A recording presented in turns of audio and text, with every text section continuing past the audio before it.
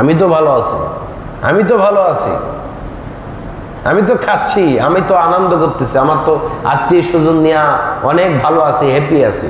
না, এই জীবন তো এই জীবন না। জীবনটা মরলেই আরেক জীবন শুরু হবে, যার শুরু আছে শেষ নাই।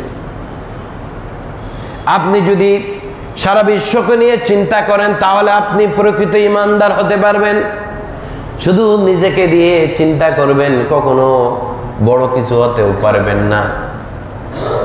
নিজেকে নিয়ে যারা চিন্তা করে, মানুষের কোনো চিন্তা করে না, এরা মানুষের কোনো সেবা কল্যাণ কোনো কিছু করতে পারে না।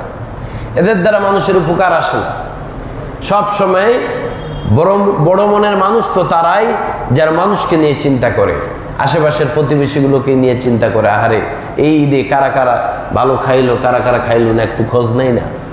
কার বেটির বিয়া হচ্ছে না, কে অভাবে আছে, কে দুঃখে কষ্টে আছে, একটু খোঁজ নেই? এগুলো করা একটা বড় মনের মানুষ। এগুলোর ভিতরে হেদায়েত আছে, এগুলোর মধ্যে হেদায়েত আছে। মানুষের কল্যাণ করবেন, আল্লাহ আপনার হেদায়েতের রাস্তা খুলে দিবেন। সুবহানাল্লাহ।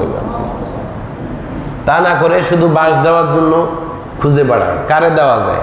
বাঁশ ধরে খুঁজে বেড়ায়, কারে দেওয়া যায়? এই বাঁশ যখন কারো দেওয়া যায় না, নিজে নিজে বাঁশ টানে।